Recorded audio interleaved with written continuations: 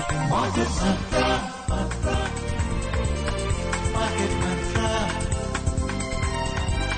Market Mantra. Market Mantra. Market Mantra.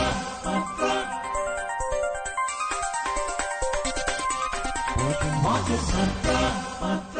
Namaskar and welcome to this Monday edition of Market Mantra, the program in which we give you a complete update on the economic news of the day. And friends, today we shall also be taking calls from you on any queries that you may have on economic, business and stock market news. But please do remember that we do not address company-specific queries. Well, you may call us on the numbers 23314444, 23421050 and 23310464. If you're calling us from outside Delhi, please do not forget to add 011 as a prefix to these numbers. I'm your anchor, Lalema Aneja Dang, and with me is my co-anchor, Subodh Mishra. नमस्कार श्रोताओं, कारोबारी खबरों के साथ market मंत्र हाजिर है। आज सोमवार है और हर सोमवार की तरह आज भी हम आपके सवालों के जवाब देंगे। व्यापार, अर्थव्यवस्था और शेयर बाजार से जुड़े सवाल पूछने के लिए आप इन नंबरों पर फोन कर सकते हैं 23314444, 23421050 और 23310464। दिल्ली से बाहर के श्रोता इससे पहले एसटीडी कोड 011 डायल करें। लेकिन याद रखें, हम किसी खास शेयर या कंपनी से जुड़े सवालों के जवाब नहीं दे पाएंगे। प्रश्नों के उत्तर देने और चर्चा के लिए आज हमारे साथ स्टूडियो में आमंत्रित हैं वरिष्ठ आर्थिक पत्रकार शिशिर सिन्हा। नमस्कार शिशिर जी, कार्यक्रम में आपका स्वागत है।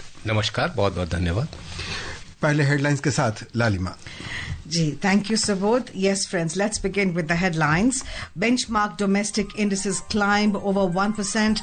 Sensex surges over 1,070 points. Nifty closes above 23,650. In the forex market, rupee rises against the US dollar for the 9th straight session. And crude oil prices rise. Brent crude trades at $72.66 per barrel. देश के share बाजारों में आज तेजी का रुख। Sensex 1070 अंक ऊपर, निफ्टी 23,650 के पार। मुद्रा बाजार में लगातार 9वें कारोबारी सत्र में अमेरिकी डॉलर के मुकाबले रुपया मजबूत और अंतर्राष्ट्रीय बाजार में कच्चे तेल में तेजी। ब्रेंट क्रूड ऑयल के भाव $72.66 प्रति बैरल पर।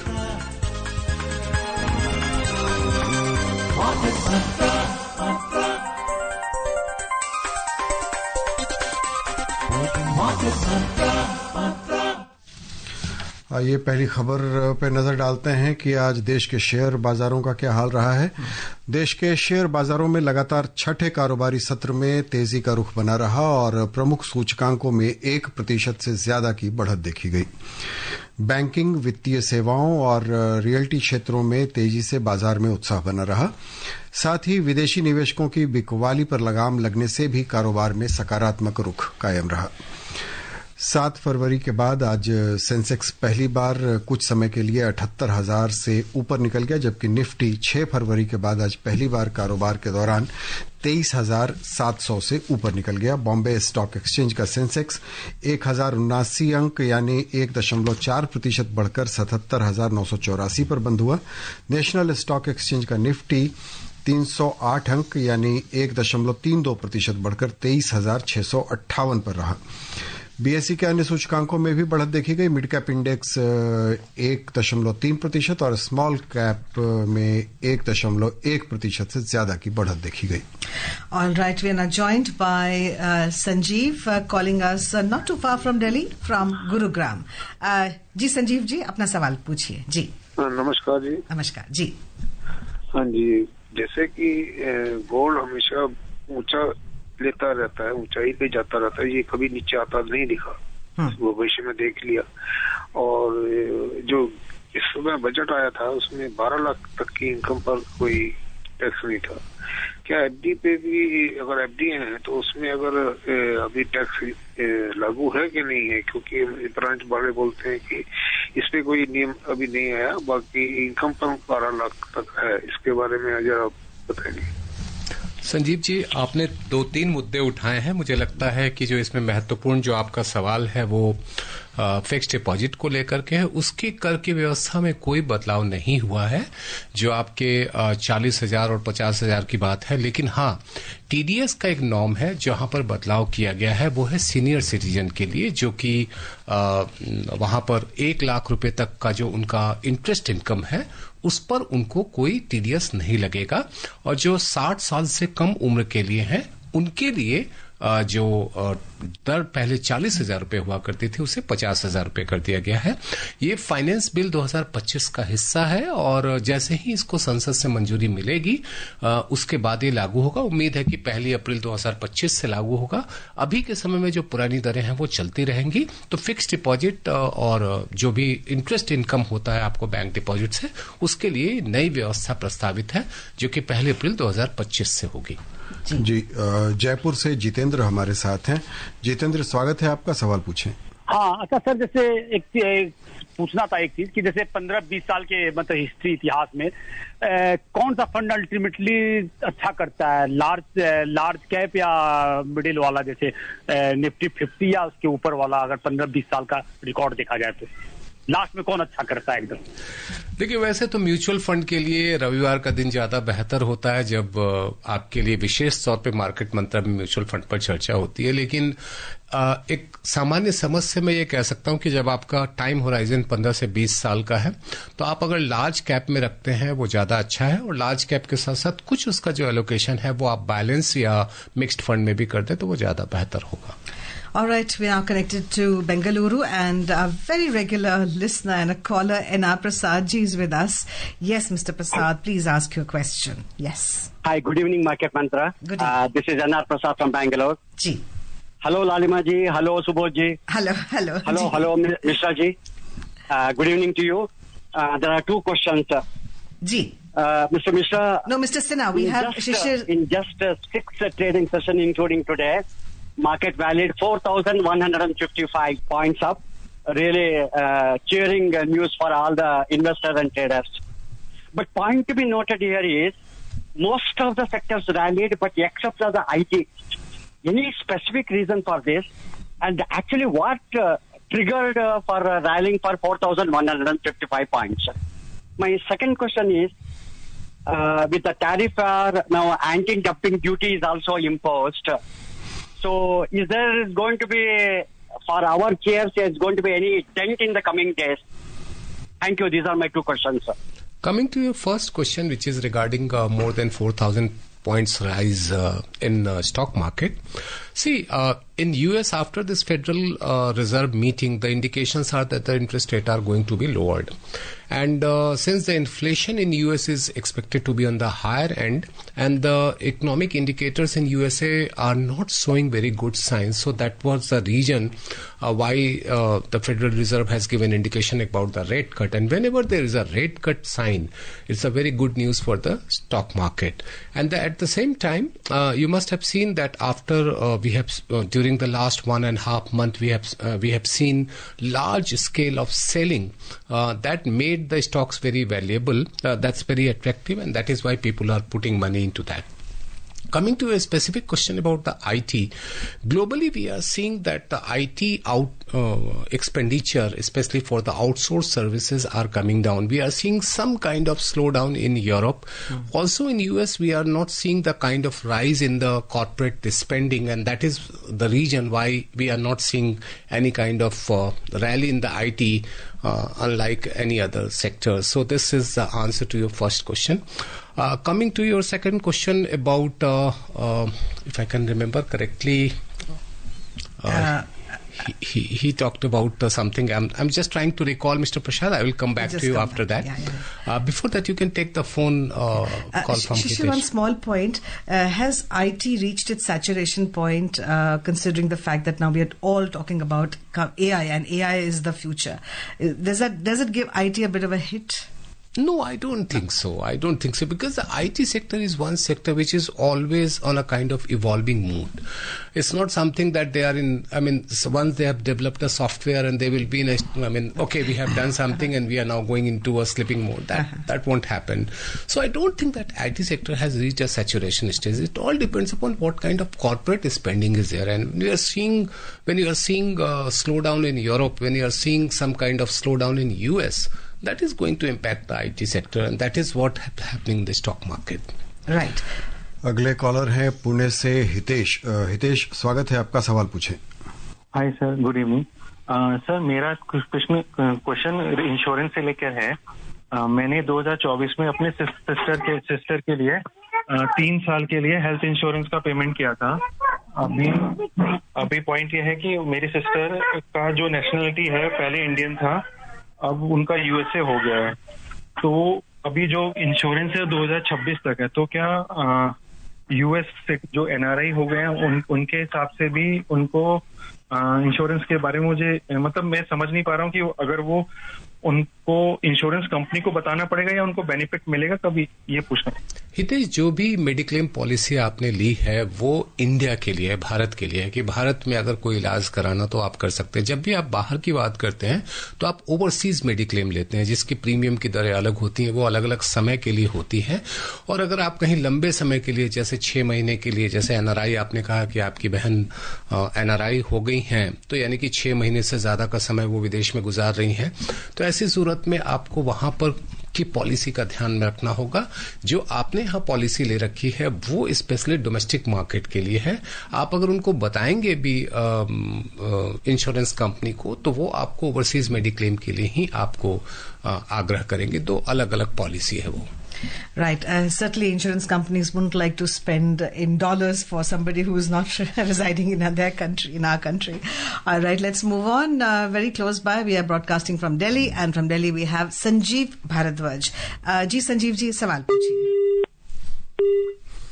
तो है संजीव जी से संपर्क टूट गया है हमारा जी। All right, let's meanwhile take a look at the stocks in detail now. The benchmark domestic equity indices today extended their upward momentum for the 6th consecutive session to settle with gains of over 1% each.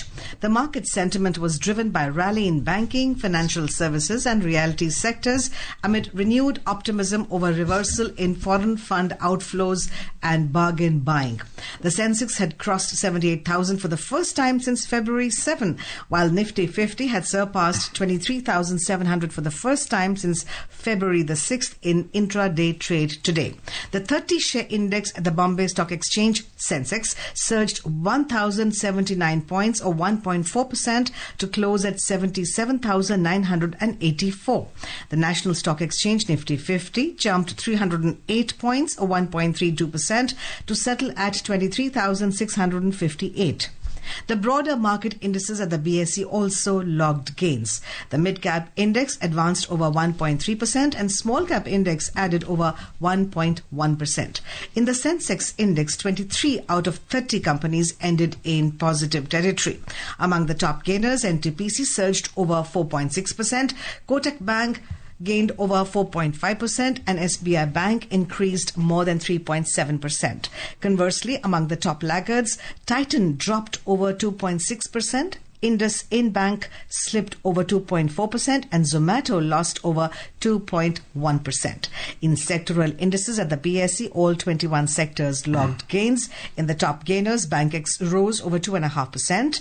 Utilities added more than 2.4% and Power added over 2.3%. जी, अगले collar इंतजार कर रहे हैं दिल्ली से संजीव भारद्वाज। संजीव, स्वागत है आपका, सवाल पूछें।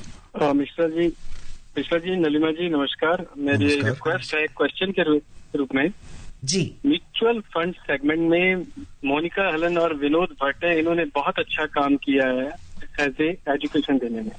अब हम इनको म्यूचुअल फंड सेगमेंट में कब सुन सकते हैं? रिक्वेस्ट भी है, आप प्लीज से नोट कीजिए। चलिए, ये हम अपने अथॉरिटीज तक बात पहुंचा देंगे and then let's see what the decision takes, what decision they take for the moment. Let's move on. Before that, yes. Mr. Prashad, I just recalled what was the yes, second he question. Yes, he talked about the mid-cap, large cap. No. He was talking about reciprocal tariff and yes. tariff which has been imposed on steel and aluminum sector from the 12th of the March, and the reciprocal tariff which is coming into effect from April 2. So, Mr. Prashad, my apology for forgetting the second question at that time, but let me answer that question. Answer to that question.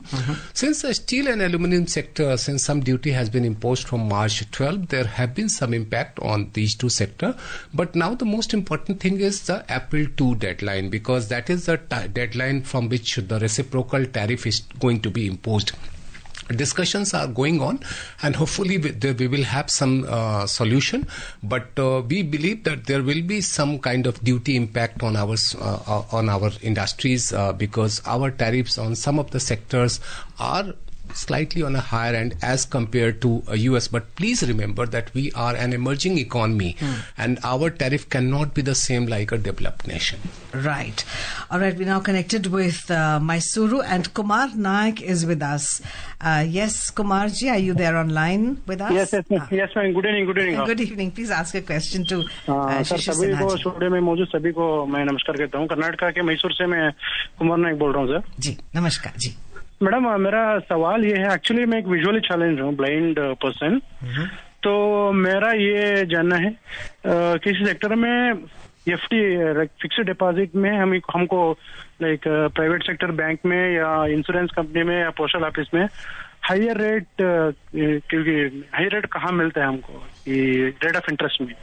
Kumar साहब, मेरी आपसे आपको सलाह होगी कि आप डाकघर की जो बचत योजनाएं हैं उसमें आप पैसा लगाएं, क्योंकि वहां पर जो इंटरेस्ट रेट है, चाहे वो रेकरिंग, थोड़ा रिपीट कर सकते हैं सर प्लीज? पोस्ट ऑफिस के पोस्ट ऑफिस के जो स्कीम्स होते हैं, जो इसको हम लोग स्मॉल सेविंग स्कीम्स कहते हैं, चाहे वो मंथली स्कीम हो, चाहे रेकरिंग डिपॉजिट हो या फिक्स डिपॉजिट हो, किसान विकास पत्र हो, या फिर आप वहां पर पब्लिक प्रोविडेंट फंड में लगाते हैं, इन सब जगहों पर आपको ब्याज ज्यादा मिलेगा, और इनमें से कुछ योजनाओं में आपको टैक्स बेनिफिट भी मिलेगा। तो मेरा आपको सुझाव होगा कि आप वहां पे जाएं। देखिए, प्राइवेट बैंक्स में भले ही इंटरेस्ट रेट हाई होते हैं, लेकिन उनके साथ बहुत सारे नियम और शर्तें लागू होती हैं कि इतनी रकम आपको जमा करानी है, तभी जाकर के आपको इसका फायदा मिलेगा। तो मुझे लगता है कि आप इनसे बच करके आप वहां पे जाएंगे तो डाकघर में तो आपको फायदा होगा। PPF is tax free. It's a 15-year. It is called EEE. That means you don't have to pay tax at any point of time. EEE means exempt.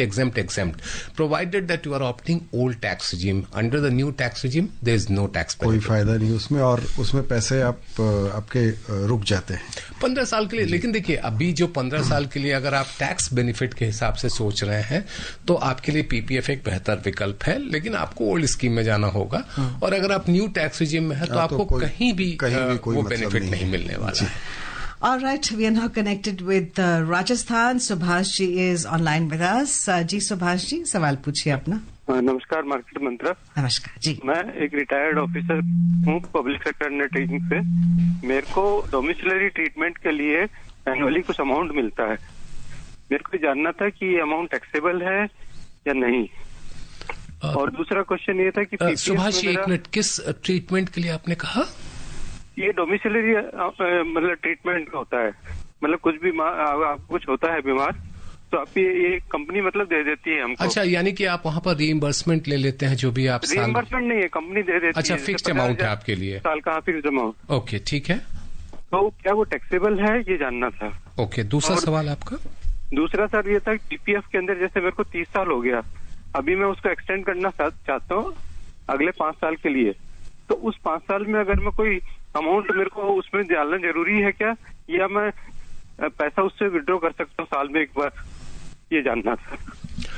पहला वाला जो आपके पर्क्स में आ जाएगा, जो आपके पोस्ट रिटायरमेंट है, उसमें आपको एक तरीके से जो भत्ते मिल रहे हैं रिटायरमेंट के बाद का एक बेनिफिट जो मिल रहा है, वो ज्यादातर टैक्सेबल्स होते हैं। तो वो एक कंपनी स्पेसिफिक के ऊपर भी निर्भर करता है कि वो आपको किस तरीके का देते हैं।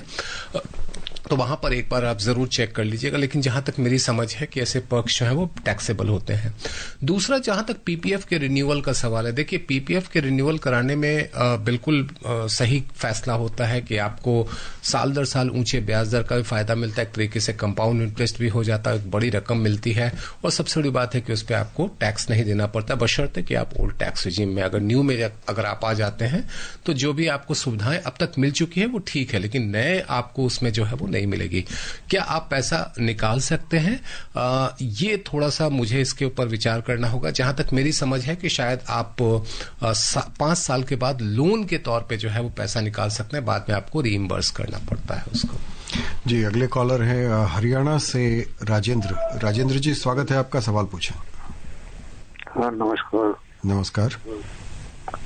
हाँ जी, मैं राजेंद्र बोल रहा हूँ। मैं ये पूछना चाहता हूँ कि हमें शेयर मार्केट में पहली बार हम इन्वेस्ट करना जा रहे हैं, क्या हमारे को जानकारी नहीं है, तो ये क्या ठीक रहेगा? और दूसरा सवाल, क्या हमारे पास एफडीआई है, एफडीओ में क्या हम बने रहे कि हमारे पास लगभग करीब 25-30 लाख की एफडीआई है? देखिए, शेयर बाजार अभी जिस मुकाम पे है और जिस तरीके का उतार चढ़ाव है, और पहली बार अगर शेयर बाजार में जाना चाहते हैं तो ये समय उचित नहीं है, आपको नहीं जाना चाहिए। अगर आप बहुत ज्यादा दिलचस्पी रखते हैं तो म्यूचुअल फंड में एसआईपी का रास्ता है, वो आपके लिए बेहतर होगा। आप और भी दूसरे विकल्प को अपना सकते हैं, लेकिन शेयर बाजार के लिए मेरी सलाह होगी कि अभी ना जाए, क्योंकि बहुत ज्यादा उतार चढ़ाव है। और दिक्कत ये भी है कि जब अभी ऊंचाई पे है, अब अगर आप ऊंचे पे इंटर करते हैं तो आपको इंतजार करना पड़ेगा और ऊंचा जाए ताकि आपको मुनाफा हो सके। और हमारी दिक्कत यह है कि हमें 1 रुपए का मुनाफा होता है तो हम 1.5 रुपए की सोचने लगते हैं, फिर 2 रुपए की सोचने लगते हैं, और ये जो सांकेतिक घाटा और मुनाफा है ये हमें जैसे कहा जाए कि ये हमारे लिए ज्यादा परेशानी बन जाती है। तो खैर, ये ध्यान रखिएगा। दूसरा जो आपका प्रश्न है फिक्स डिपॉजिट में, देखिए जो आपने पैसा फिक्स डिपॉजिट में आपके पास है, जो मैच्योर्ड हो चुका है या जो आपने जमा कर रखा है, जिस तारीख को आपने जमा किया था उस तारीख को जो ब्याज दर थी वो ब्याज दर आपको मिलेगी, उसमें आपको कोई दिक्कत नहीं है। हाँ, जब आप रिन्यू कराने जाएंगे तो उस तारीख को जो ब्याज दर होगी उस पर आपको रिन्यूअल करना होगा।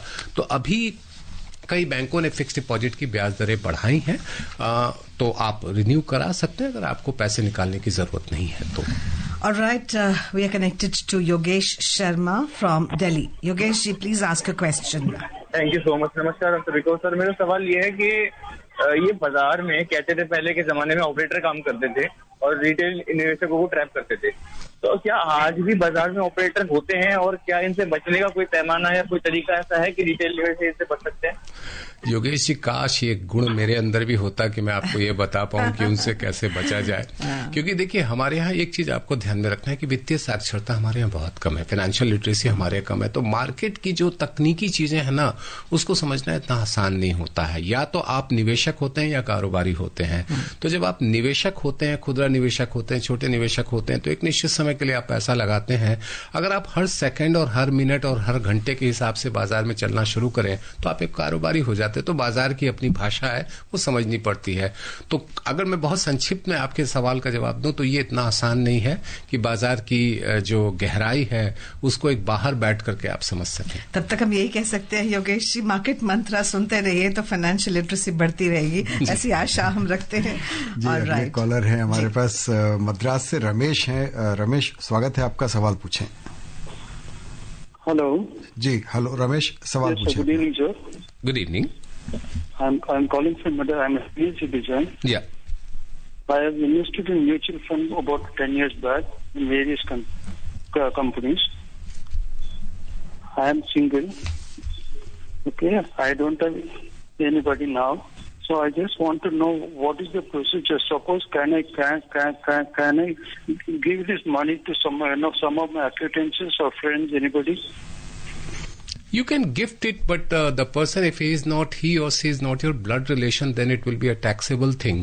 So if you are giving it to any of your blood relative, the Income Tax Act defines who are your blood relatives, the near one and the closed one.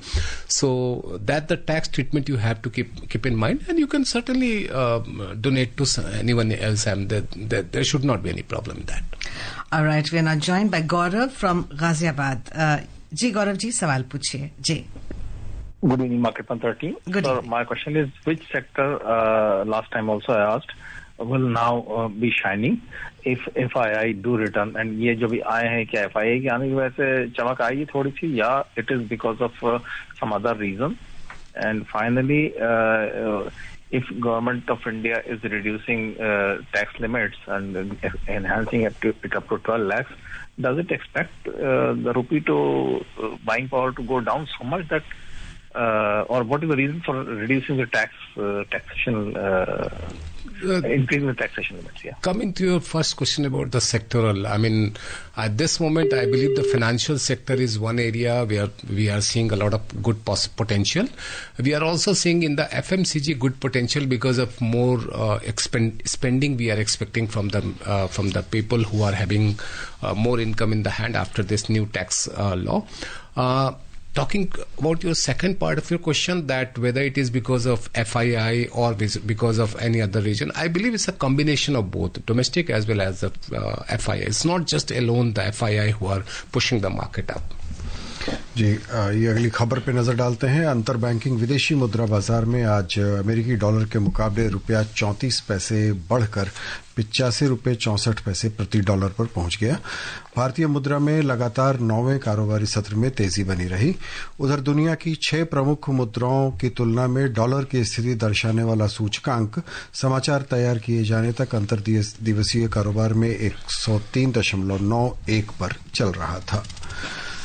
और एशियाई शेयर बाजारों पर भी नजर डाल लेते हैं। आज वहां मिला जुला रुख रहा है और हांगकांग का हैंगसेंग 0.9%, सिंगापुर का स्ट्रेट्स टाइम्स इंडेक्स भी 0.25% और चीन का शंघाई कंपोजिट इंडेक्स 0.1% ऊपर रहा।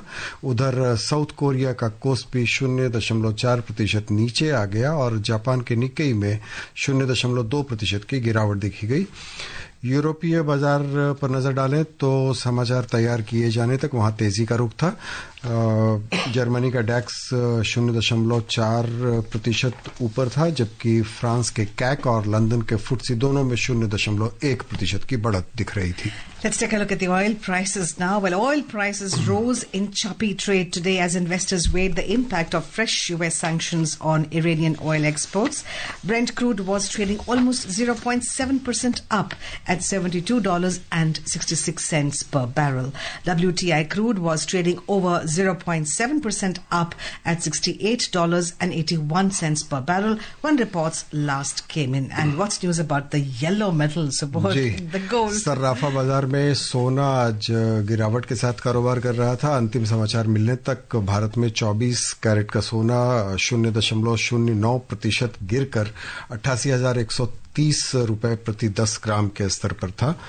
वहीं चांदी 0.24% बढ़कर 98,330 रुपए प्रति किलोग्राम पर पहुंच गई थी। मल्टी कमोडिटी एक्सचेंज में अंतिम समाचार मिलने तक अप्रैल 2025 में आपूर्ति किए जाने वाले सोने का वायदा मूल्य 0.12% गिरकर 87,676 रुपए प्रति 10 ग्राम पर चल रहा था। शिशिर जी, एक स्पष्टीकरण था जो पीपीएफ का इन्होंने कहा था कि रिन्यू करने के बाद क्या करेंगे, तो 60% आप विड्रॉ कर सकते हैं, लेकिन वो साल में एक बार है और 5 साल के पहले आप खाता बंद नहीं कर सकते हैं। Okay, all right. And a quick comment on gold. Gold manufacturers seem to be having a tough time because I believe there's a liquidity crunch and because people are not buying now because of the high prices. Yeah, certainly. I mean, buying a gold from wholesale market is now getting difficult because of the higher prices, and since you are getting gold at higher price, the jewelry prices will also be high. So it's a double whammy for the gold traders. But still, India will continue to buy gold because our hunger for gold is an emotional investment. It has nothing to do with the monetary value. वैसे बाजार संभलने के जब भी रुख दिखते हैं तो gold थोड़ा तो गिरता है। वैसे भी कहते हैं ना, भारत में हम लोग सोना खरीदते नहीं, सोना में भावनाओं का निवेश करते हैं, हमारा इमोशन है। जी, बिल्कुल सही बात है। शिशिर, कार्यक्रम में आने और प्रश्नों के बहुत अच्छे उत्तर देने के लिए आपका बहुत बहुत धन्यवाद। धन्यवाद। All right, friends, on that golden note, let's wind up the program. But before that, here's a look at the headlines once again. While benchmark domestic indices climb over 1%, Sensex surges over 1,070 points. Nifty closes above 23,650. In the forex market, rupee rises against the US dollar for 9th straight session, and crude oil prices rise. Brent crude trades at $72.66 per barrel. Well, friends, that's all we have for you in this edition, or rather Monday edition of Market Mantra. This is myself, Lalima Aneja Dang, and my co-anchor Subodh Mishra, and our expert Shishir Sinha signing off. We'll see you again tomorrow, same time, 6:30. Same time, same frequency. Till then, namaskar. Market Mantra. Market Mantra. Market Mantra.